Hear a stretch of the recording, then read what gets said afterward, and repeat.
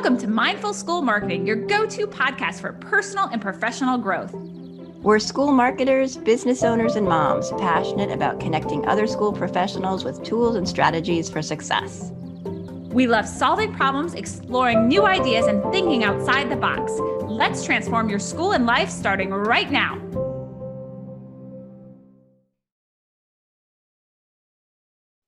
Welcome to Mindful School Marketing. I'm Tara Clays, owner of Design TLC, a school website agency based in Arlington, Virginia. And I'm Aubrey Bursch, CEO of Easy School Marketing, based in the Metro DC area. I help develop and execute effective marketing, development, and enrollment strategies. Today, surprise, we don't have a guest. We're changing things up and talking about school websites as a marketing tool and how to mindfully approach your school's websites. Both Tara and I help schools with their website strategy and content, so we thought it would be really helpful to talk about our experience and point out some useful tips and pitfalls schools encounter with their websites. Absolutely. I'm excited for this conversation. A website is a front door to any business, and that's true for a school as well. In most cases, a school's website is the first impression that prospective families get of their school. Often, though, we see and what we do, budgets and time constraints, as we talk about on this podcast all the time, people who do marketing for schools often wear many hats. And so time constraints, bandwidth prevent school marketers from really mindfully approaching their website to make it accurately reflect the unique selling points of their school. So we thought it would be really helpful to go over some things that we know about websites and that we share and that we've seen to help schools as we approach the new year to be more mindful as they look at their website going forward. So let's start out. We're going to interview each other. So I'm going to ask Aubrey this question. So Aubrey, what are some common mistakes that you've seen schools make with their website, specifically with the content and messaging on their website? Absolutely. So I too am really excited about this conversation. Tara is my go-to WordPress website person, but also in terms of what we do, I often am doing online brand visibility assessments where I'll go look at people's online presence, and that includes their website. So having done like hundreds of these, a few things stuck out to me as these are just simple things that you don't think about, but truly impact the experience of the prospective family coming to look at your website. So the first thing I would say is when I land on a website, I actually need to know who you are, where you're located, and who you serve. For example, are you St. Joseph's in Minnesota or in Virginia? You serve kindergarten students, or are you a K through 8th or a K through 12? These are really important things to have on your website, so people shouldn't have to dig through to find them, because then they can say, oh yes, this is for me, so I can proceed with digging through this website now. Another thing that I notice is sometimes there's not a clear call to action. So people are visiting your site. Action do you want them to take? And are you consistent with that action? And is it clear? So sometimes those are things we notice. In addition, one of the many things that sometimes we forget about as in admissions is that our prospective families, they could be coming from public school. They might have actually no idea what the admissions process is. And so when they get to your admissions page, if your admissions page is full of text, heavy text, and not really a clear outline, step 1, step 2, step 3, step 4 of how to go through the admissions process, it can be very confusing. And when parents are confused, they can't take action. So we want to make it as simple as possible for them. And also in terms of like admissions, just if you are scheduling tours or there's a way to sign up for an event, try to think about it, making it as easy as possible for prospective families, whether it's they click a calendar link and they can schedule their tour that way, but just thinking of how busy these prospective families are, and then making sure that whatever you're putting on the website makes it easy for them. So those are just a few of the things that I notice a lot when we're doing our online brand visibility assessments. Now, Tara, because you're the website guru and you build websites for schools, I'd love to know what are some important things to consider and maybe some current trends in school website design. Yeah, so everything that you shared, I think a key thing that happens is people get inside their bubbles. And so what happens a lot of times with not just with schools, but with any business or organization, you know it well. And so you don't think that you need to put your address on there. Don't need to put your location on it because you know where you are. So one of the things to do is to have someone else who doesn't work for your school look at your website. It's a super easy thing to do. Ask your neighbor, ask a parent, ask your parents, ask your teenage children to go on the website and ask them to use it and see what they say. There are some free tools online, some user testing tools that you can use as well, but it's really easy to just have someone not involved with the school look at it, and they'll identify some of those things that you do in your assessments, Aubrey. So I think it's really important to get outside, to have somebody coming in from a bird's eye view, looking at your website for the content and messaging. And then from a design perspective, when you're building a website, refreshing a website, of course, images are really important. And we see a lot of schools also using video, a background video or a click to play video. We prefer a click to play a video just because a background video can really suck the resources out of your website and be very slow to load. It can be very cool looking, and in some cases it may fit the personality of your school to do that. We see a lot of prep schools, boarding schools using video because they have drone photography and it's compelling. But for a small independent school, a video might not actually be something that is going to make a difference in terms of how people perceive your school. You might be able to do it with a really awesome photo. So paying a lot of attention to images and making sure they're high quality is a really important and probably the most important part of a website design, because we all look at websites, right? And when you look at them, the first thing is a photograph, most likely. And if it's blurry, or if it's not interesting, if it's a bunch of students in a classroom looking down at their notebooks, that's not really telling me very much. So paying a lot of attention to images is always like the top level thing that we think about when we're looking at web design. You mentioned call to action, and that is also a design element as much as it is also, a very important funnel marketing step, and part of your strategy is outlining what your call to action or calls to action are. And the other thing about schools that from a content and design perspective that sometimes is a challenge is that you really have two audiences using your website. You have your prospective families who want to know about your school, who want to inquire, set up a tour, fill out an application, that type of thing. And then you have your current families who already know what you're about, who already have bought into being part of your school, but there's information on your website that you're offering to them as well. So that's why a lot of times from a design perspective on a school website, you'll see at the top of a website, which we call the header, you'll have navigation or a menu that is divided into two sections. So you'll highlight a parent's corner or a parent portal link that serves your families who are already enrolled and gives them information on paying tuition and calendar and forms they need to fill out and that type of thing. And then you also have navigation that is more general about your school for prospective families. And I would say for the most part, most schools are focusing and should be focusing on their prospective families with their website, because current families they're not coming to the site to be sold. They're coming there to get information. And there are many ways to send that to them. But you really want to make sure, again, that your website is presenting your school's personality. So whether those parent portal or the apply buttons, those kinds of calls to action are separate from each other or in the same section. We've seen now a trend where oftentimes they were at the top in a quick link section at the top. Now I'm seeing them all fixed to the side.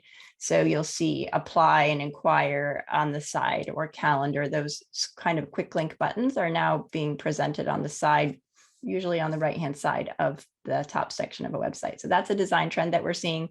And the other thing that we see in design, which is also messaging related, is some statistics. So whether it's called quick facts or at a glance, or there's some kind of infographic that shows some compelling information about your school that sets you apart from other schools, or it's important information that parents want to know, specifically student to teacher ratio. That's really important information. Maybe how many classes per grade you have. A lot of times people are coming to a private school because they want a small environment. So highlighting those features that make your school different and that are benefits that from interviewing your parents and those types of things that you know are important to them. So presenting those in a visual way with some kind of very quick at a glance statistics is also something that we see as a trend in school website design. I love those, by the way. Yeah. I absolutely love those quick infographics, because if you think of people's attention span when they're on a website, sometimes just giving them like the little glimpse of what the school has to offer in those infographics or however they're presented, I think they can be a powerful tool. Yeah. And the last thing I'll mention that we've done on the past few websites that we've built for schools is to have some kind of a compelling testimonial or story. Some schools actually will do a whole feature on some alumni or some parents or faculty, and you present that on the homepage, and then you can click to it to get more detailed information. But having those stories or features of people who are part of the school really gives people a flavor for the community. And also when it comes to especially schools that have high school enrollment, to see where students are going afterward and what they're doing with their lives or where they're going to college. So having those types of features, I know as parents, we want to send our children to a school where they're going to be successful after they're done with the school. So what kind of development do they do in making your kids aspire to be good people and also to go on to advanced education in college and have an exciting future? So those types of stories can also be really compelling. And that's something we see presented on the homepage and also within content within a website. So there's basic design things that we see right now, some of which are not necessarily new, but they may be presented in a new way. Something that's not part of a school website necessarily, but that certainly is connected to it and that leads to it, that I wanted to ask you about, because it's a marketing thing as well, is Google My Business. And I know Google My Business can be confounding and confusing, and yet it is really essential in terms of a marketing plan for a school because it has such a huge impact on what people see. If people don't know what Google My Business is, you could talk a little bit about that if you wouldn't mind, and sharing some advice about a Google My Business and how to use it for a school. Absolutely. And I know Google My Business very well as well. But Google My Business is one of those tools that I don't think as many schools are embracing. I think they spend more time on social media than they do thinking about their Google My Business profile, which is fine. Social media is important too. But Google My Business is this free tool basically that you have at your disposal that is so important. And a lot of schools, when we're doing online brand visibility assessments, haven't even claimed their profile, even though it's free. Yet, if you think about how parents search and how many people use Google to search, your school's Google My Business profile is one of the first things they see and what it entails. So if it says it's unclaimed and there's some random picture of the parking lot of your school, and that's not the first impression you want parents to have of your school. So I think we were just talking about social proof, and Google My Business is really cool because it offers your parents a way to give reviews, which is social proof. And that's what parents, prospective families are really looking for. Like, what is the real story behind the school? What are parents really saying about the school? So Google My Business gives your school the opportunity to strategically ask parents to write honest reviews. We'd always want to say honest reviews, right? That will help your school really stand out in your Google My Business profile. Other features of Google My Business, there's a place to put events. So if you have admissions events coming up, if you have community events, there's wonderful places to put that. You can upload video and photos. You really just want to think about your Google My Business profile as something that you have in your marketing rotation. So you're strategically thinking about, okay, every month I'm going to post to Google My Business on this day. These are the key posts, and here's the upcoming events that are happening. And just thinking about it as something that's part of your marketing strategy. And it is very helpful in both people finding your school and then learning more about your school. So really, it doesn't have to be a huge time investment, but it is something that is very important. So I definitely encourage everyone to just set aside 30 minutes. It really doesn't take that long to do a good update of your Google My Business profile. Do you have anything to add, Tara? I've written a couple of blog posts about it because it is very confusing, even how to get to it. It's connected to Google Maps, actually. So if you were to go on a map and put in an address or put in the name of a school, you'll see on the side, oftentimes, there will be a listing, a little box that shows up on, I think it's on the left-hand side. It might be on the right now, it changes. So even getting to it, you have to log in with a Google account and you can claim it. So if you put your name, your school name into Google Maps, and you see something pop up on the side and it's not accurate, or it says claim my business, then you can follow those steps to do that. And they'll send a postcard to verify that you are who you are. And then you can start really editing it. Any user can contribute to your profile. They can suggest a change and Google will look at that. So you want to really make sure that you check it and that you claim it, like you said, if you don't already have it. But checking it really is a hard thing to do if you don't know how to get there. So go to Google Maps and look it up there. And then reviews, we all focus on reviews in everything. I just took a trip. Everything we did on our trip, I was looking for reviews. So it's really important to pay attention to Google My Business and see what people are saying. You can invite people to review you. You can invite your families to review you. There were people, oftentimes people are motivated by discontent, right? So if people are not happy, that you don't have to let them know, they're going to find it and they're going to leave you a review that might not be accurate. It might not be flattering. It might not be positive. And what you do with that, as well as positive reviews, is respond to them. So when you've claimed your Google My Business listing, you have the opportunity to communicate with people who review you and respond. And that shows that you're engaged. So we always recommend that people do that too. I know you recommend and you help schools with those responses because it can be tricky sometimes to respond to somebody saying something negative that may not even be true. That's really painful to go through that process. For sure. And I love the book, Hug Your Haters, because it does give some tips on that. I do think it's important to both acknowledge the great reviews and the ones that you're like, this isn't true. And you just want to wipe it out, but no, you actually have to respond to it. And monitoring that is really important, like you mentioned, because especially around admission season, you don't want some negative reviews popping up right during your admission season. And you're like, why are people asking about our bullying? And then you're like, oh, because some person was very unhappy and wrote about bullying on our Google My Business review. So let's shift some gears. So I have a question for you about some technical things. If you could think about some technical things that schools might not be aware of when they're building or refreshing their website. Yeah, I love talking about the technical stuff and the design. So we do all of it, but the technical stuff is people aren't aware of it. And you can make some really big mistakes without even realizing that you've made them. And I talk about SEO a lot because that's the search engine optimization, which is related in a way to Google My Business because it's Google focused. But having content on your website, Google does what's called indexing. They have bots that crawl the internet and they crawl all the pages of your website and they index them. They make like their own little directory. So then that comes up in a search. So if you have a page that's about like K-8 education, the benefits of that, that might show up under your website. Sometimes you see sub pages that show up. So it will index those pages. And sometimes schools will do a website refresh and they'll hire someone or they'll do it themselves and they don't do it correctly. And so they'll say, we don't need that page anymore, or we're going to change the name of that page or change the URL of that page. And sometimes what happens then is that the page is gone and Google is looking for it.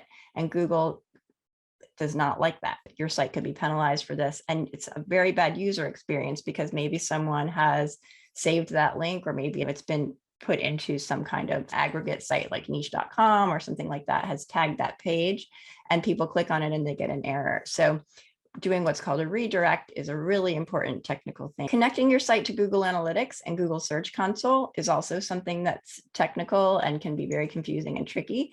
And so I'll see a lot of schools getting confused on how to do that and how to use Google Analytics and Google Search Console and why you would use it. Why do you use Google Analytics? You want to see what your website traffic is doing. You want to see if it's going up or down in response to marketing efforts. If you are not doing anything at all, if you're not doing any marketing, no email, no social media, nothing, you might not really need Google Analytics because your website traffic is what it is. But if you're actually making some efforts to try to increase your traffic to your website, then you should be using Google Analytics to track that. So those are a couple of technical things. Other things which are also related to design are things that affect the speed, the load speed of your site. And this also can impact Google's favorability rating of your site. If it's too slow to load, you're going to get knocked down in search results. So making sure that you're checking to make sure that your site is optimized, that your images that you put on your site are not 2 megabyte pictures that you've taken off your phone and uploaded to your site, but that they are being optimized in some way and cropped. Having video on your server that's taking up a lot of resources can cause the site to be too slow to load. So those are some mistakes that we often see also. We use WordPress, which is a content management system. It's basically software that's used to build a website. And it is the largest software platform in the world, which is great because it can do a lot of different things. You can also choose where you're hosting your website in that case. So if you're using Squarespace or Final Site or some kind of proprietary system, they will manage that for you. And they're really good at that. So they can manage that for you, but you're also kind of stuck with whatever they offer. If you're using a content management system, you can choose different hosts, and that can also have a big impact on the load speed of your website. Load speed is something that's really important as well. So those are the basic technical things that we cover that are going to impact the performance and user experience. So having a rat's nest of pages and old pages that you're not using anymore, that's something that we don't really like to see, but it's not necessarily going to impact your user experience. So just focusing on the things that impact user experience. The last thing I'll say are sliders. They were very popular for a long time. And then people started doing research into website sliders. And by sliders, there's a message and a picture, and it says, here's benefit 1 of our school. And then there's another slider. Here's a benefit 2 of our school. Here's benefit 5 of our school. People never got to even slide number 3. And so now you're not seeing sliders as much because we know that people don't sit there and click and click and click to watch them. So we try to present those 5 benefits in a way that they can do it while they're scrolling, rather than having to take action to sit there and watch a slide scroll from one slide to the next. So those are the technical things that we see, that we focus on. I love that, by the way. And those are the things that as schools, you don't even think about. And if you've had your website has transitioned, like a lot of times in small schools, it was like Betty did the website and then Betty left. And then Jenny took over the website, and there's not been like this cohesive experience from website handoff. And so I think a lot of these things get lost, like the Google Analytics, how they redirect the pages and stuff like that. Yeah. One more technical thing I'll mention is broken links. And I mentioned before that people sometimes will delete a page and then it becomes broken, but you also may have some old links on your site that are linking to other websites that are or maybe there was an article in your local newspaper 10 years ago that you have linked somewhere and they've taken that down. So there's a free tool. There are several free tools. If you just Google broken link checker, you can put your website in and it will give you a list of broken links on your website that you can go in and fix, because Google will also not be happy with your website if it has a lot of broken links on it. So those are some things you can check. By the way, that's awesome. I love when you give me websites where I can check like my website or like the little tools that you always tell me about. And I'm like, oh, that's brilliant. Thank you. There are some great tools. Shifting gears, this has been a fantastic conversation thus far. I hope our listeners have really gotten a lot out of this. Usually when we have guests on, we wrap it up with some rapid fire questions. So I thought today we might dive into some that maybe would help our guests get to know us a little bit and maybe beneficial to them. Yeah. So I'd like to know, if I can kick us off, what are you reading right now, Tara? Yeah, I'm excited about this because you and I haven't chatted for a bit. And so hearing what's up with you is fun. We can do this live on air here. So I just got back from a vacation. And so I did fun, like novel reading. And I just finished a book called The Heart's Invisible Furies by John Boyne, which takes place in Ireland. If you are a fan of John Irving's writing style, I found it really similar to his. So I really enjoyed reading a book for fun, just a fiction book. It was really nice to do. And now I'm starting another novel, but this is a historical fiction novel called The Personal Librarian by Marie Benedict. And then I've been reading for a while a book called Essentialism by Greg McKeown. And that is like a productivity mindset business type of book, telling you how to say no to things and prioritize what's important. How about you? So funny that you listed that as your last book that you're also reading, is that I'm reading his most recent book, Effortless, which I find very, very inspiring. Like I'm always inspired to do less, but do more of the more important things. And I feel like his next book was really, it was very helpful to me. So I'm enjoying that. And Adam Grant's Think Again is also what I'm reading. And I'm so impressed that you're reading some fiction too. That will be one of my goals, is to incorporate a little more fiction, because I've been on like this whole business / marketing / self-development / parenting book cycle for quite some time. So I will put that as my 2022. Yeah, it's nice to disconnect a little bit and instead of looking at social media. My problem is that some of my books are on my iPad with the Kindle app. And my iPad also has Instagram and everything on it. So I often will get distracted, which is not good. And I love Adam Grant. He's got a great podcast and he's often a guest on podcasts. I think he has such great things to share and his perspective. So I enjoy him too. All right, let's see. The next question we're going to ask each other is, what's your favorite productivity tool or tip right now? Okay, so you're going to have way more than I do because oh, no, I won't. You are such a productivity, I feel like genius. You've got it all down. But I guess when we talked about this, I think on our first podcast or something, I guess for me, the productivity, it's not really a tool, but it's something I'm trying out right now. It's called Focus Booster. It's just time tracking. And I'm trying to be more aware of like where I'm spending my time and what's the direct result of that. And just being more mindful about where I'm putting my time and energy and the outcomes. One of the ESM team members, Chelsea, turned me on to it. So I am trying it out and I'll report back. But so far, I think it's really helped keep me on task even more because it's in 25-minute increments. Is it an app that you installed that tracks what you're doing, or you have to manually tell it what you're doing? So I'm sure it does a lot of things. I just have it on my desktop and I just click, it's like you type in the name. For me, it would be like a client name or like a project I'm working on. And then I just click and it starts at 25 and then it does like a little alarm when it goes off, which always startles me. Yeah, it's not enough time for me. 25 minutes, it's not enough. Yeah. But sometimes I find if I'm doing a task that maybe I've been procrastinating a bit on, it is good to say, I only have to do this for 25 minutes. So that's nice. Now, I want to hear your productivity tips. So I have tried the time tracking. I use Toggle. I use it with my team. So they use it because they get paid by the hour. So they are motivated to use the tracker. We use Toggle, Togl. It connects to lots of things. Like it connects to Gmail and a lot of different tools that I use. So I can actually start the timer there when I think of it, which I often don't. So I also use Rescue Time, which actually looks at what I'm doing without me having to tell it what I'm doing. And then I can go and download. So if I'm on a certain website for 4 hours, I can download that and I can import it into Toggle and assess how much time it's taken me to do certain things. So I'm really bad at tracking my time, and I have written about it and I have tried and I have tried and I have tried, and I'll go a few days being really good and then I'll stop. Good for you for doing that, because I think it's really a challenge.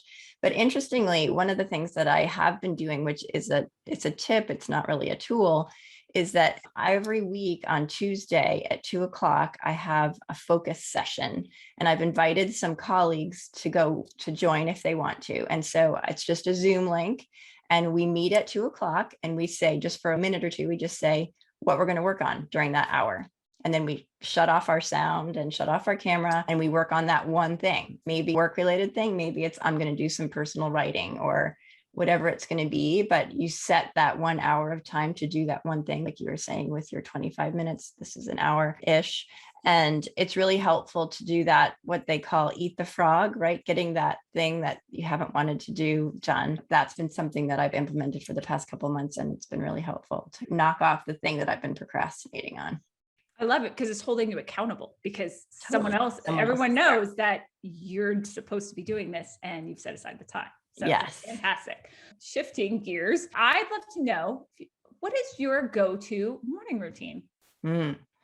So I have a dog, so I have to walk the dog at some point in the morning. I'm a morning exerciser. So Tuesdays and Thursdays, I meet up with a running group early at 5:45 and run, and then come back and walk the dog and shower and get dressed and have coffee. I've been doing some fasting, some intermittent fasting. So usually it used to be that my favorite thing about the morning was having oatmeal or an English muffin with peanut butter on it, but I don't do that right now until midday. I've skipped over that, and it is a challenge some days. But I'll say, in preparation for my morning routine, at the end of my day, I have a planner and I write down what is coming the next day, so that I know if I have a 9 o'clock or an 8 o'clock or whatever meeting that I need to be ready for, or whatever else is happening that day. And I write down the 3 things that I want to accomplish in the day. So that's not really my morning routine, but it's preparation for the morning. I think that's so key because in order to have a successful morning, you actually need to know what your day looks like and what's on tap. So for me, for my morning routine, coffee is essential to my wake up routine. I have not yet figured out how to get off of that, but I'm quite enjoying it. And then I sit down and I'll do a journal or affirmations, meditation. I review the day ahead. I do that at the end of the day and the beginning of the day, just to, say, okay, this is what I'm doing. And then I'll do HIIT or weights and then an outdoor walk. But let me just be realistic here. That's like my dream. And it happens like maybe 3 out of the 7 days. And then sometimes you just have to go with, okay, maybe it's just the walk today. The kids didn't sleep. Someone had a nightmare. So it's just going to be the walk, but something in the morning. I think to do something is very important. So those really set me up for success. Like I want to have energy for the day. I want to be there for my clients. I want to get things done. And the morning routine is essential for me for that. Yeah. And you have little kids who are in school. I'm an empty nester. So it's a little bit different. It's in some ways it's harder when you don't have those things that you have to do, because I can easily say, I don't have to get up and do this. I don't have to take my kids to school at 7 a.m. I could get up at 7, but I still get up early. And I think for me, waking up early, it really makes the day feel much better for me. Yeah, absolutely. I totally get that. Thank you everyone for joining us on the podcast today. Please go to mindfulschoolmarketing.com and sign up for updates when we publish a new episode. And you can also follow us on Instagram, Twitter, LinkedIn, and Facebook. And we'd also love if you would leave a review on Apple. Yeah, thank you so much for joining us. This is our last episode of 2021. We look forward to reconnecting with you in the next year. Absolutely. And we're cheering you on. Take care. Thanks for joining us on the Mindful School Marketing Podcast. We'd love it if you pop into iTunes and leave a review, 5-star preferred. Let us know how you like the show. It helps us improve what we're doing and helps others find us too.